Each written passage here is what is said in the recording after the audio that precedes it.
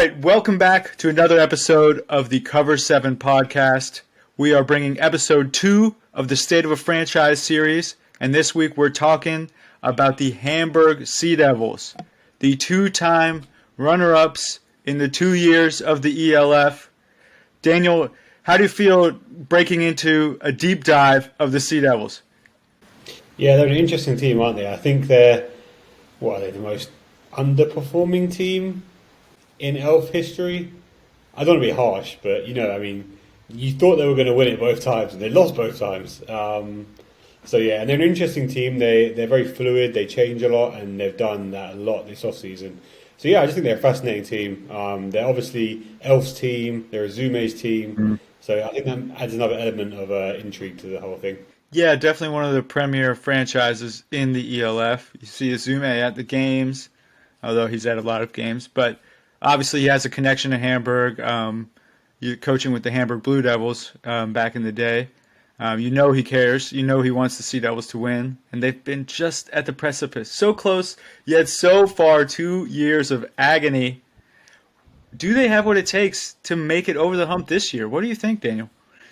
I think they do, if I'm honest. I think they have diversified their offense. I think they've lost some key players on defense, leaders.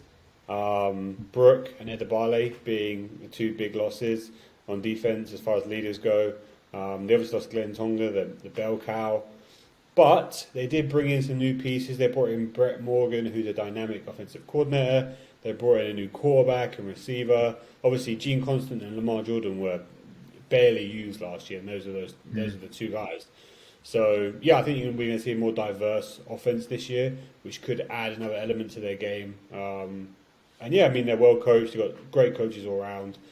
As we said, they're Azume's team. He has a stake in the team. He owns part of the team, I believe.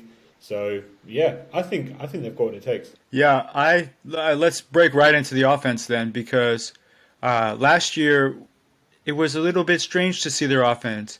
They used the tight ends a lot. They ran the ball. They had a big offensive line. We know what Glenn Tonga brought to the table. But at the same time, they had two American receivers and a mobile quarterback. So I think while people might be quick to blame Salou Cisse, the German mobile quarterback, it was his fault, they couldn't throw the ball, they sort of had a weird setup for him, run the ball and have two receivers, but you only have two receivers on the field a lot of times. So I don't know what to make of it, really. So I think it was time for a change, really. Yeah, I mean, just look at Tonga. He ran the ball like 30 plus times a game. That's insane. That's more than any other running back in the league. And he was great as well. I mean, why wouldn't you give him the ball if he's going to be that productive, averaging like 7 yards a carry, 8 yards a carry? It was insane, right? Cisse, I don't know why they assumed he would be the guy. I mean, he's obviously like a good German QB, but he hasn't done anything to make you think, oh yeah, he can lead my elf team. Do you know what I mean? And they didn't really give him much of a chance to do so either. There was a couple of games where, I think against Istanbul, in that big blowout, I think it was 70-80-0, he threw for like 300 yards, I think. But outside that, he did nothing. He didn't utilise Lamar Jordan and Gene Constant, so it was a tough one. But I think they brought in a number of key weapons. I think Preston Hare, obviously to replace Cisse from last season, he's kind of just a massive upgrade from Cisse, no disrespect to Cisse. Went to Oklahoma Baptist Division 2, broke a bunch of records, passing and rushing. Had such a great career that he even ended up in the NFL for a very, very short time with the Saints. I think it's a practice camp, mini camp. But still, he garnered some interest just because of his talent. And Brett is obviously Brett Morgan, defensive coordinator, a great scout, all 22. We know what they've done. He's good at finding mobile QBs. I've played with him in the past, and he's done that almost everywhere he's coached. So, I think Preston has a huge upgrade, and I think he can add a level of dynamism to the offense. Yeah, I was really excited about the Preston Hare signing. I think this is the type of quarterback that you want to see if you're an ELF fan. Guys that maybe had a sniff at the NFL, who are coming with big college resumes, who bring really good experience that can help coach the Europeans, and also are really fun to watch and are good. And that's what Preston Hare did at the NCAA level. and I'm excited to watch him do it. In Europe, he's fast, he's athletic, he can throw the ball. If you look up his pro day numbers, he ran around a 4.7. He jumped over 30 inches vertical. I mean, he is an athlete, and he's going to show it, I'm sure. For sure, yeah. And obviously Malik Stanley coming in as well. He's played help before. So I think the leadership you lose in maybe Edebale or Brook, you gain in Malik, potentially. And on the other side of the ball as well. I'm not sure who the leader was last year. Maybe Glenn. I'm not entirely sure. Maybe one of the American guys. But yeah, I mean, Malik's going to come in. I'm sure he's going to do a great job there. He's a big target for Preston Hare as well. And uncertainty though is who are the other receivers, right? I don't think many people know, right? Because they didn't really throw the ball last year. Yeah. There's two great Americans starting as well. So who's the number three? Who's the number four? We have no idea. Who's going to come in? Maybe they pick someone else up. Maybe they pick another European up. But yeah, it's be interesting to see who emerges as the number two and three in Hamburg this year. Yeah, they are bringing a few guys back from the team last year. The aforementioned Sadly Cisse is back, and he could actually be a receiver, or we see him as a wildcat. When they announced he was returning to Hamburg, they listed him as an athlete, which he is. In fairness, he is one of the better players on the field. Maybe not a quarterback, but he is a good athlete. I think Brett, like you said, smart, innovative guy. He's going to find a way to use him. They're also bringing back Jean-Claude Madine Cerezo, who played the last 2 years in Hamburg. You saw him make some nice catches in the 2021 championship game. He's back. You kind of know what he brings, a possession guy. Someone the quarterback looks for on a 3rd and 5, right? He can catch the ball, fall down for a first down. But you need guys like that. Every team needs a receiver like that, and so he's coming back, as well as running back Somin Homadi, who we saw his speed last year, had some big plays, backing up Glenn Tonga. Little change of pace back. We'll see if he gets the ball more this season. Yeah, and I think I believe Cisse played. He's had time in the States, right? He went to college. I think he was a receiver in college in the States. So yeah, I think that's a great point. He could be their number two or number three receiver. Yeah, like I said, I mean they'll find a way to use him. And we saw last year they had Lamar Jordan, Jean Constant.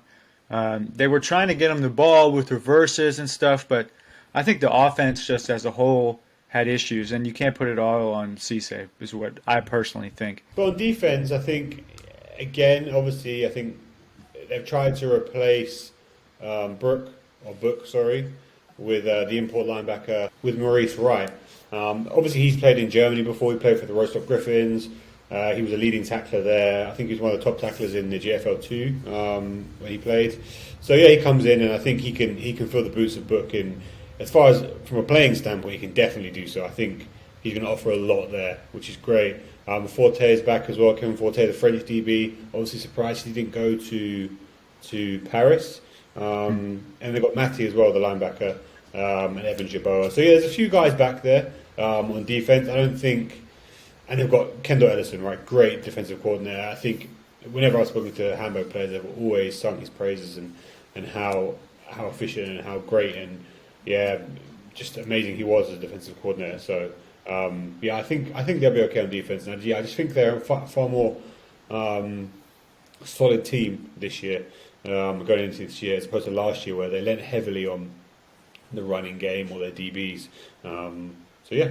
I mean, when you turned on ELF highlights, Hamburg was going to hit somebody in the mouth. They had speed, physicality. I think we'll see that. That won't go away in 1 year. You know, they'll retain their guys. They have a solid core of German players. They have their defensive coordinator back, Kendall Ellison, like you said. And they are bringing a new wrinkle to the defense, new American wrinkle with Dion Harris, former DB with the Washington Redskins and DC Defenders. He was projected at one point to be a first-round pick coming out of North Dakota State, then had an injury and ended up flaming out and playing in Europe a few years later. But that's the type of athlete he is. So I'm excited to see what he can do now that he's had some time off to heal. And yeah, he's gonna be an impact player for sure. Yeah, and Brett Morgan, I mean, some of the viewers may or may not know, all 22. It's kind of bringing a professional approach to scouting in Europe. Brett Morgan heads it up, and he's brought two of his staff with him as quality control coaches. And yeah, they've done a great job in Europe up until now, kind of identifying talent. So I'm sure they'll bring some of that into. Definitely. I mean, we've seen some of the signings he's made, especially in the trenches, right? We know Hamburg lost some offensive linemen, but now Brett has brought in three offensive linemen that we know can step in and play right away with Daniel Klaus, who played last year with the Tyrol Raiders. Garrett Brandt, he's one of the better German offensive linemen. He played for New Yorker Lions. He was a CFL combine guy. And he also found Lucas Lavin, who was a bit of a diamond in the rough, Swedish offensive lineman who's started a bunch of games at University of Tennessee Chattanooga, Division One school in the States. So you see him bolstering the line of scrimmage. And then on defense, he brought another guy with college experience in Robert Lachman, who's an edge defender who played at Albany University and Clarion University, where he ended up being an all-conference Division II player. So he's bringing in a lot of guys, scouting Europe, finding guys who with college experience, which I think is really valuable. So you see that we'll see how that scouting pays off on the field this season. Yeah, great point. Yeah, and I think what they lost in Adebale, who individually was an outstanding player, I think they've upgraded as a whole in the trenches, right? So yeah, awesome. Absolutely. That being said, let's get it. Everyone's been waiting for it. Let's predict the Hamburg Sea Devils 2023 record. So first we have Hamburg Sea Devils at the Panthers, the Wrocław Panthers in Poland. Who have you got? I love everything about the Panthers except their quarterback position. So, but it's a way. I don't know, man. I think Hamburg. They're gonna they start the season off with a bang. I'll give it to Hamburg. 1-0. Agreed. Yeah, Panthers have been struggling at quarterback since they came into the league, to be honest. Poor guys. Second, junior 11th, we have Rhein Fire at Hamburg. We spoke about Rhein Fire before. Everyone knows about Rhein Fire. Even though Hamburg have bolstered their ranks in so many ways, Fire just seem to have outdone everyone. And I cannot see Fire losing a game this year. So, Fire. Wow. Daniel loving the fire. Everyone loves Fire. Third game, June 17th, Hamburg at Cologne Centurions. W, Hamburg, move on. I have no faith in Centurions this year, and Hamburg is a good team that's going to be a contender. So they take care of business, no problem in Cologne. Next, we have Hamburg hosting Berlin Thunder. I think Berlin Thunder have been on the brink of being a good team for a while now. Last year, they were so close to being good, but they just let a few games slip away. I feel like this is actually a very tightly contested game. I think Berlin are going to start the season well. I think they're going to, they've got an amazing receiving core. I think they put up some points on Hamburg's defense. I think it goes down to the wire, but I do think Hamburg take this one. Okay. Next, we have Hamburg at Paris. Musketeers now. Here we go. Hamburg heading in to La Pelée. Big game, huge game. Everyone's going to be watching this on July 1st. And it's a tough one. It's a toss-up. I'm going to give it to Paris because they're at home. It's a toss-up. You take the team at home. That's simple. Yeah, fair enough. I don't know if it's a toss-up. I think, maybe you're right. Paris might. Fair enough. Anyway, then next we have hosting the Panthers, right? Hamburg hosting the Panthers on July the 9th. I think that's open and close, right? I think if they beat them away at home, it's going to be no problem. Unless the Panthers surprise us all this year, I think it's a kind of an easy win for Hamburg. Yeah, you were seeing Hamburg's home environment. The fans are loud. The fans are crazy. That's a big win for Hamburg. I think the next week, Hamburg travels week 7 to Frankfurt. This is going to be a close game. But I don't know. My faith. This was a rematch, obviously, of the inaugural ELF championship. But I'm going to give this one to Hamburg. I think they're too good to lose. this game on the road. It's almost a trap game, but I think they take care of business. Don't disagree. Week 9, obviously bye week. Week 9, Sunday, July 30th, we have Cologne Centurions at Hamburg Sea Devils. Yeah, I agree with Alex here. I do not think the Centurions are winning many games this year. I hope to be proved wrong, but I don't think they are. And I think this one goes to Hamburg. Another bye week, week 11, August the 13th, 2 weeks off. We have Hamburg at Rheinfire in Dusseldorf. Okay, so this game is complicated because I think Hamburg does have a bye week. Not sure if the Rhine Fire do or not, if it's league wide or what, but I have to check that. Either way, I think there'll be upwards of 15,000 people at this game. It's a huge game. Um, and You're I think, missing, you're missing the key here. The key being that who is Rheinfire's running back and who will have come back from suspension. ooh, yep, yep, yep. But you Yeah, know, coming back from a suspension for we all know what, and he'll be facing his old team. I'm sure Hamburg treated him well. I think he spoke quite fondly of Hamburg, but there's no way he doesn't want to show out this game. it's a double-edged sword. I'll play devil's advocate. He'll be motivated for sure, and he's a great player. However, Hamburg will know how to stop him from practice and knowing him. So I think Hamburg comes out with the W here. I think they shock the ELF and win this game. Whoa, I do not agree, but I think it'll be a great game regardless. Moving on, week 12, August 20th, Paris at Hamburg. Yeah, this is a tough one. I think, as Alex spoke about earlier, if teams are evenly matched, you give it to the home team. So yeah, I think after losing the first one in Paris, I think Hamburg win the second at home. Towards the back end of the season, playoff momentum. Yeah, Okay, that puts them at 8-2 with 2 games left. Maybe that's good enough for first place in the tough Western division. We'll see, I guess, down the stretch here. Galaxy at Hamburg. I'm going to give it to Hamburg again. I'm not sure what to make of Frankfurt Galaxy this season. I'm not really in on them, especially in this tough conference. So I'll give it to Hamburg here. yeah, I think I agree. I think it's kind of. I know Jacob Sullivan was injured last year, and he showed in his first season what a great quarterback he can be. But with quite a few weapons last year, he didn't do too much, and it's kind of that what he's done for me recently thing. But maybe he comes back to his initial year, the form he was in his initial year. But we'll see. And then the final game of the season, week 14, Sunday, September 3rd, Hamburg at Berlin Thunder. Who you got, Daniel? I really want to pick, like I said, I think Berlin are going to surprise some people this year. I really do. They have an amazing receiving core.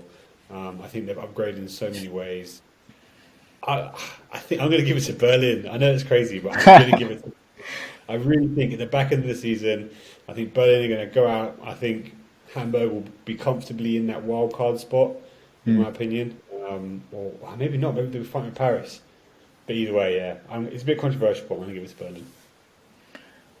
Yeah, I could see that. So that gives them a 9-3 record in the regular season, and then we'll see what happens in the playoffs. They've played very well in the playoffs, but as we know this year, it's not an easy road to the championship with just 4 teams making it with wild cards now. It's more of a real playoff setting, mirroring the NFL. So we'll see what Hamburg can do. Maybe they make it back. Maybe they break through. But we're excited to watch kind of a revamped new Hamburg team heading into 2023. Daniel, any final thoughts on the Sea Devils heading into the season? Yeah, I can't wait to watch them. There's a lot of prestige that goes with the Hamburg Sea Devils. I think there's a lot of hype. They have the bell, they've got the crowd, they look good in their uniform, Azume's team. And this year, I think they're more of an electric team. They've got the players to match. I think it'll be really fun to watch. I think they're going to have a great season. Definitely one to watch as far as contenders for the title again. Just hope they don't lose it 3 times in a row. The Buffalo Bills of the Right. ELF. All right, guys. Thank you for listening to our podcast again. Make sure to subscribe, make sure to like, and tune in for our next episode.